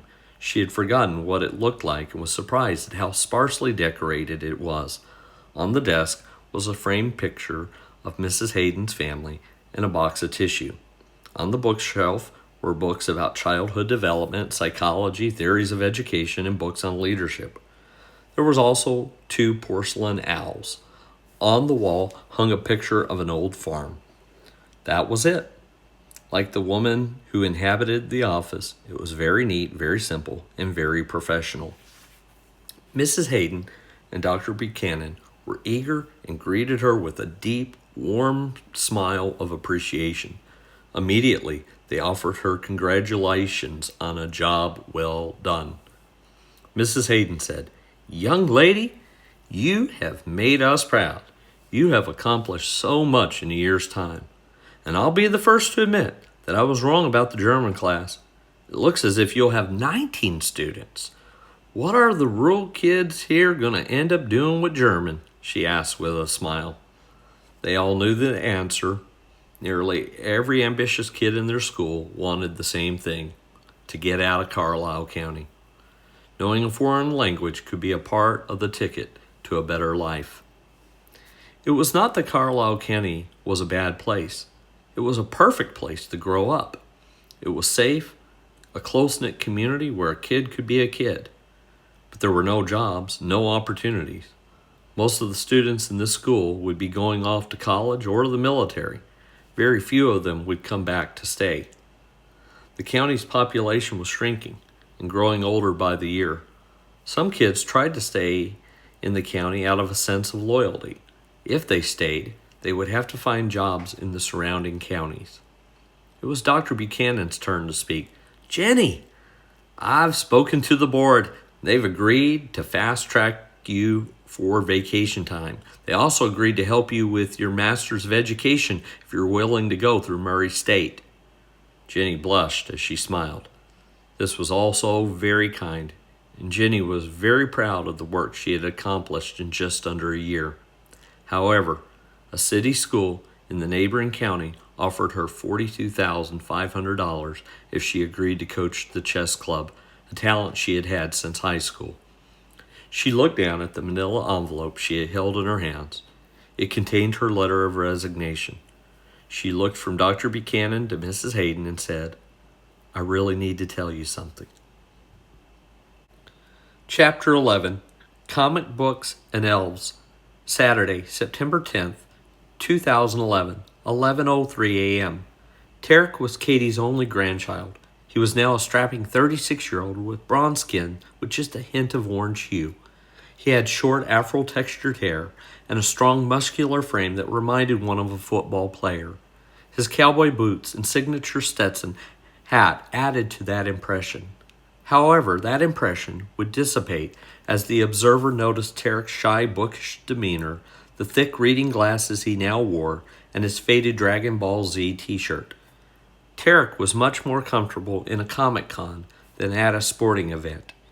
He had loved comic books from the time he could read as a child, and he spent many hours daydreaming of flights through outer space, wizards casting spells against menacing orcs, and superheroes fighting for justice.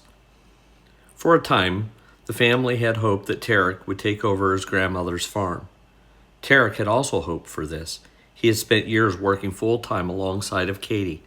However, the farm's profit margins grew smaller and smaller until it was clear that the family farm could not support both grandmother and grandson. Katie and Tarek were close, what the kids would call tight, and she wanted her grandson to have a promising future. They had discussed the situation, both knew the arrangement couldn't last.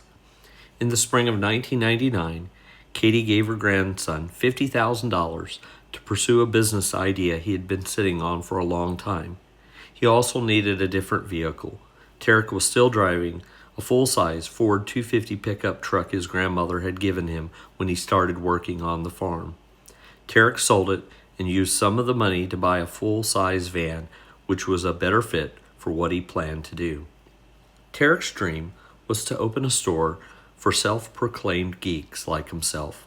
The shop would be named Nerd Haven and would carry Beanie Babies, die-cast miniature NASCAR racers, video games for every imaginable console, sci-fi and fantasy books, role-playing games, board games, and every kind of collectible featuring anime, superheroes, and all manner of creatures from fantasy and sci-fi books and programs. It would also stock the latest comics and manga. There was a time when business was booming. On any given afternoon, you could find small groups sitting at one of the 3 tables meant for gaming, playing a game of magic, or for sipping coffee as people talked or read. At the counter, good-natured haggling would take place over the final price on a used video game. It was everything Tarek hoped it would be. Always the entrepreneur, Tarek had actually started trading and selling collectibles when he was still farming. During the early years of his business, he ran the company out of his bedroom. Tarek made a killing on Beanie Babies, with some of the rare ones selling for more than $1,000. He also cashed in on the NASCAR fans looking for rare editions of their favorite cars. He also had a knack for finding rare comic books and hard-to-find toys, which he cashed in on after receiving the money from his grandmother and opening his store. During those days, Tarek and Jenny were able to buy a new home, install a pool, and take a few trips to places like San Francisco and Boston. But business was not good these days. 2 recent developments had killed sales. One was a flood of cheap, knockoff products from India and China. These imitation products were often indistinguishable from the authentic goods and were a fraction of the cost. The other was the advent of online shopping. This allowed anyone anywhere to sell their goods. It also allowed shoppers to search for the best prices. 2 young men walked into the store. One was dressed in all black. His skin was pasty white, and he wore black lipstick and nail polish. The other guy wore beige cargo pants, military-style boots, and a threadbare REM t-shirt.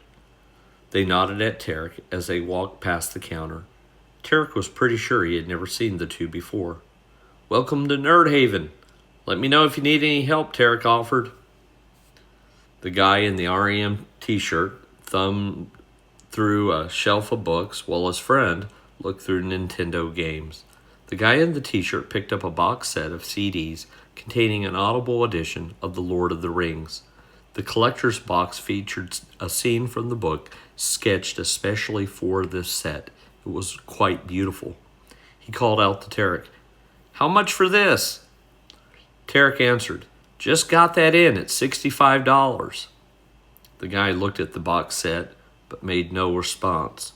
He seemed neither interested nor uninterested in what Tarek had just said. Tarek attempted to strike up a conversation. "Are you a Tolkien fan?" Yeah, I'm a pretty big fan, the guy said. I saw the movies, now I want to read the books, but I hear they're pretty tough to read. I figure it might be easier to listen to them. Tarek said, well, that's a really great set. It's really done well. The voice actors really make it come alive, and it has some great background music.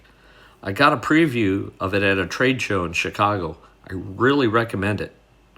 Okay, I'll think about it, the guy said. He set the box down and pulled his phone from his pocket, opening the web browser. Tarek knew what he was doing, and his face flushed in disappointment. The guy was comparing online prices to see if he could get the box set for a lower price somewhere else. Of course he could. There were hundreds of sellers. Some sellers offered new sets, while others offered used sets. A few even offered pirated sets of lesser quality. In less than 2 minutes, the guy in the t-shirt had found 10 sets that were cheaper than the one in Tarek's store. As the guy put his phone back in his pocket, he turned to Tarek and said, "Thanks, I'll think about it." He nodded to his friend, and the two walked out. Tarek knew the guy would not think about it. He had already decided to make the purchase online. Tarek picked up the phone and called Jenny. She picked up immediately when she saw who was calling. She said to him, "Of course I have time to talk. No, I don't think you're a failure. Of course I'm still proud of you. We'll face this together. Don't lose hope, my love." By the end of 2015, Tarek was forced to close his store. He took a full-time job loading trucks and a part-time job at night managing a local restaurant. Chapter 12. Deja Vu. Friday, March 8th, 2024. The pandemic was really hard on Tarek. The restaurant where he worked was forced to close down. After the pandemic, inflation began to eat away at his bank account. He found it harder and harder to make his mortgage payment. On top of this, one home repair after another was needed to keep his house from falling apart. Financially, he was treading water. When things seemed they could not get worse, they did. Just before the pandemic, Jenny was diagnosed with non-Hodgkin's lymphoma. The doctor said she had a good chance of fighting it, but 3 months into chemotherapy, Jenny contracted COVID-19. It was more than her body could handle.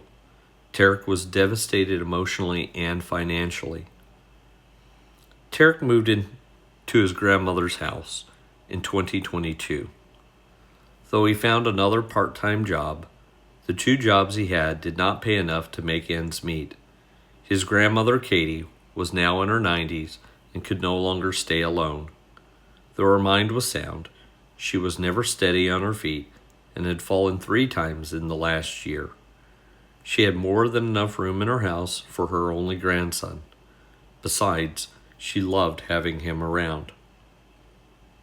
He felt good about helping his grandmother, but was simultaneously embarrassed about having to live with her. He was now 50 years old. What did it say about him that he had to depend on his grandmother? What kind of man could not pay his own bills? Sometimes the depression he felt made it hard for him to get out of bed. He had always made it to work on time, but seldom had the energy to do anything he used to love. He rarely read, he never went out, and didn't even feel like playing video games anymore. He just felt like a loser. This afternoon, Katie wore a gray designer sweatpants with a matching top, lined in pink trim, which she had bought at a high-end retailer. Katie had a pink carnation embroidered on the jacket.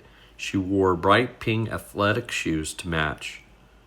Tarek, who had just returned from work, wore khaki pants, work boots, and a plain beige polo t-shirt. He was still muscular and fit, but the stress of the last several years had left bags under his eyes and his hair silvery gray. Tarek sat down in a recliner and turned on the TV. As usual, it was on cable news. Was that all old people had to watch? The news anchor was a thin man in a blue suit and tie. He had a British accent and slick, thin hair, which he combed over very neatly.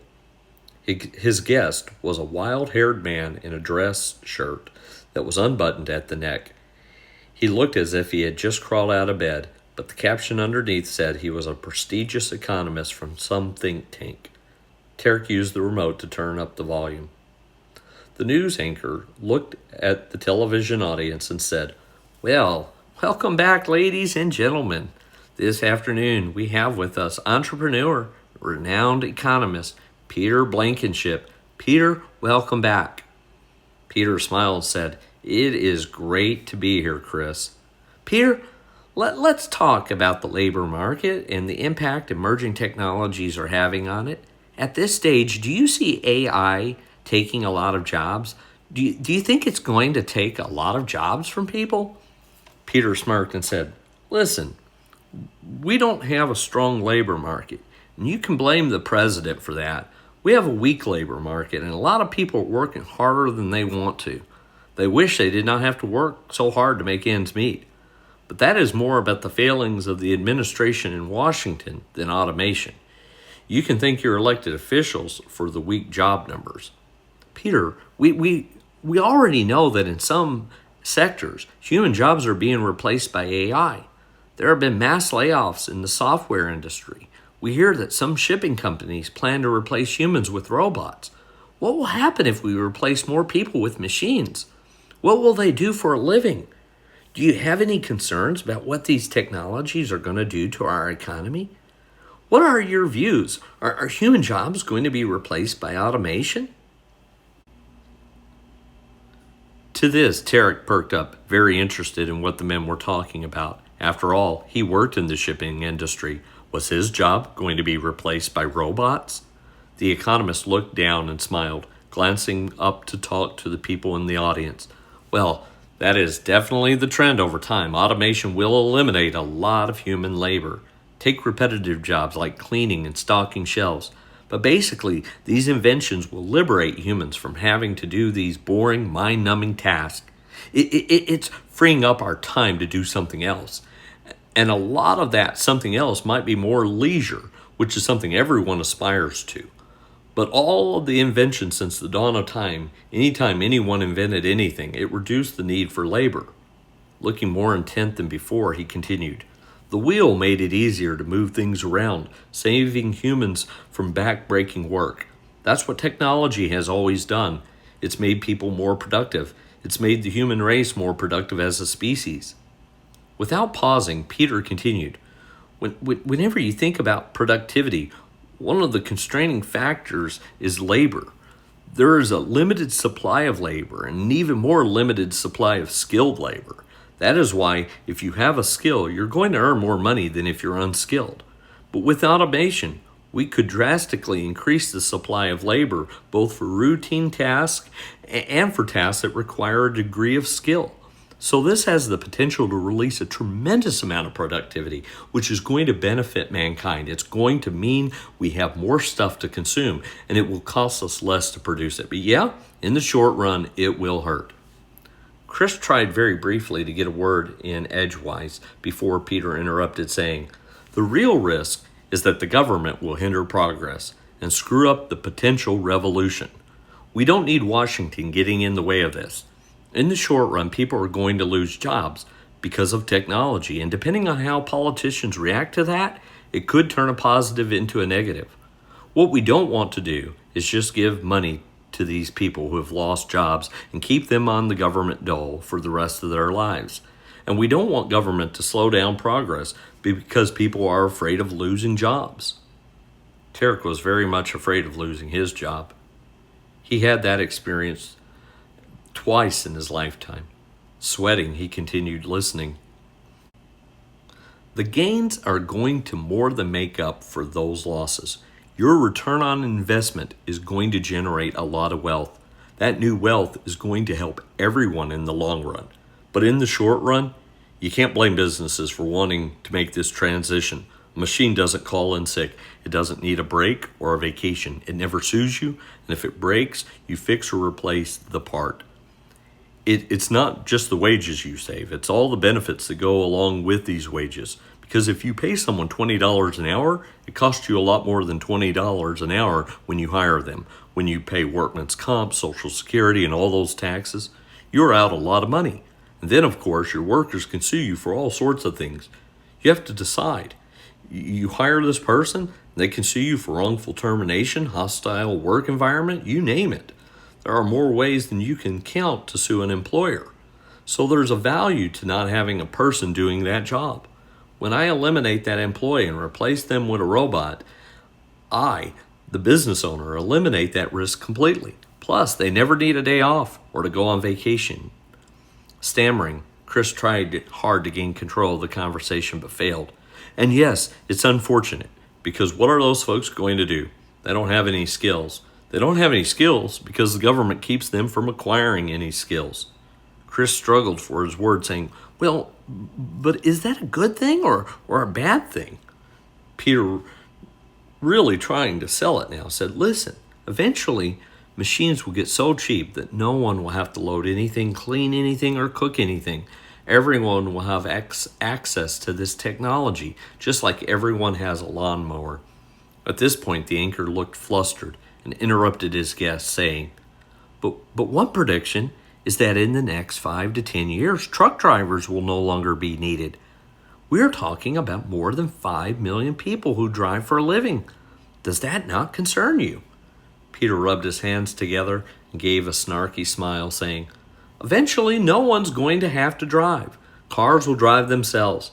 But that's a good thing. Driving is a hassle. Driving is work. That's why rich people have chauffeurs. If driving were so great, wealthy people wouldn't have chauffeurs. They would just drive. But they can hire someone to drive them around. When you're driving, you can't do other things because you're too busy paying attention to the road.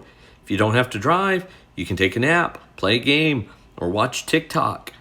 Because of capitalism and automation, everyone's going to have a chauffeur because it's going to be cheap. If your kids need to go somewhere, the parents have to figure out who's going to take them. But not after automation. They just get in the car and the car takes them. Trying to get control of the conversation, the anchor butted in, saying, well, 2 things on that. Number 1, I agree with you and see your viewpoint on it. But now my concern is, what is going to happen? I mean, you think of how many driving jobs there are around the world. It's not just taxis. Interrupting, Peter said, yes, the number 1 job for men in America is truck driving. Exasperated, Chris could just get in a word. Yeah. Without taking a second breath, Peter continued, and they're going to be the first ones eliminated. There's all these rules for truck drivers. How many hours a day you can drive before you have to take a break? I mean, if you have a self-driving truck, that truck is going 24 hours a day, 7 days a week, and it's not going to get in accidents, and you're going to save money on insurance. So what are the truck drivers going to do? They're going to have to find something else to do. But society is going to be better off because goods are going to move around faster and cheaper. So everybody benefits from that. But yeah, there's always going to be a loser.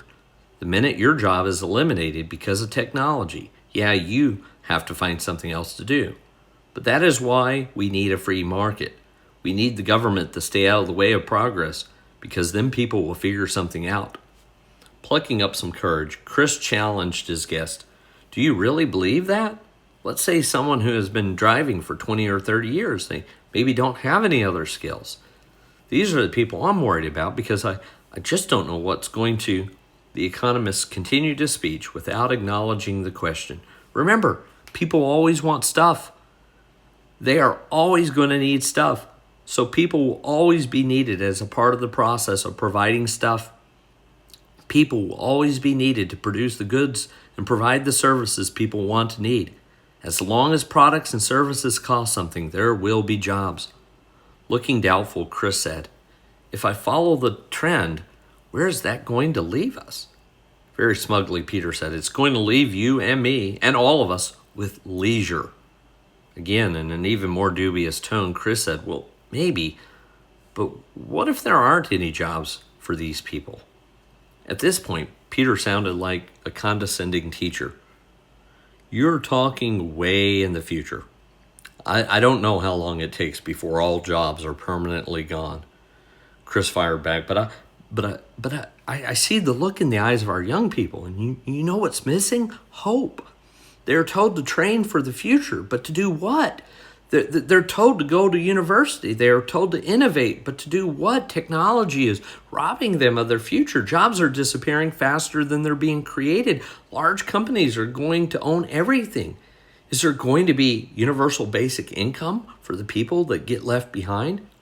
Peter fired back. Listen, the working poor benefit the most from having goods and services that are more abundant and lower in price. So it's the poor that benefit from this increased productivity more than the rich. The rich already have enough to meet their basic needs. They can afford things. It's the poor that don't have enough money to make ends meet. And so they need greater productivity to help them afford things. It's all about a shortage of stuff. It's not a shortage of money. It's a shortage of goods. And if we can produce more goods, that's how you eliminate poverty. People are poor because they don't have enough stuff. But if you can produce more stuff, that is the only way to really get rid of poverty. AI and automation has the potential to produce more stuff. Not able to take another minute of this argument, Tarek turned off the television and sank deep into his chair under the weight of discouragement. In almost an inaudible tone, Tarek whispered to himself, "What am I going to do?" He thought about his community, which was already suffering from the impact of automation. Only a few dozen people still farmed. Yes, they were making a ton of money, but all of those large farms were 1 or 2 man operations. They needed no additional workers. The county now had a permanent unemployed class. Many of these had given up hope. Lots of them had also fallen prey to drug dealers. Large cities like Memphis and Chicago were fighting wars with drug cartels. This war had convinced some criminals to take their narcotic networks to small towns that lacked the funds to fight them. There, they also found new customers for their products. The results were that small towns now faced the same kinds of problems that were once the exclusive blight of inner-city ghettos. Financial woes made themselves felt in other ways. Few workers meant less tax revenues. The streets, parks, and other public works began looking ran down and dilapidated.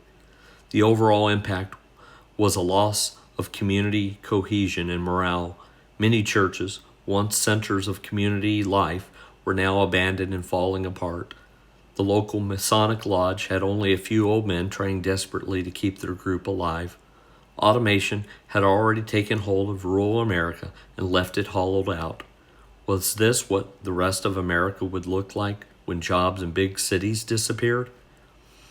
Katie, who had just walked back into the room, looked at her defeated grandson and said, "Don't listen to that mess." "But Meemaw, what am I going to do? What are any of us going to do if there are no jobs?" Katie walked to her coffee table, on which sat a worn-out paperback study Bible with the words "Women's Devotional Bible" written on the cover. She opened it to a favorite passage and placed it on her grandson's lap. The words she wanted them to see had been underlined with a pencil and highlighted with a bright yellow highlighter. They read, "Be strong and courageous. Do not be afraid or terrified because of them, for the Lord your God goes with you. He will never leave you nor forsake you." Desperate, Tarek said, "But Meemaw, what am I supposed to do?" Katie looked at her grandson and said, "I tell you what you're going to do. You're going to be brave. You're going to be creative. You're going to find a way. We are not here simply to work. We are here to be human. A job never did define someone. You, my son, are going to be a man. That is what you're going to do." With this, she wrapped her arms around him and hugged him. Postlude. In 1900, Ballard County had a population of 10,761 people, and the U.S. Census Bureau estimates that 60% of the population lived on a farm, a total of 6,456 people.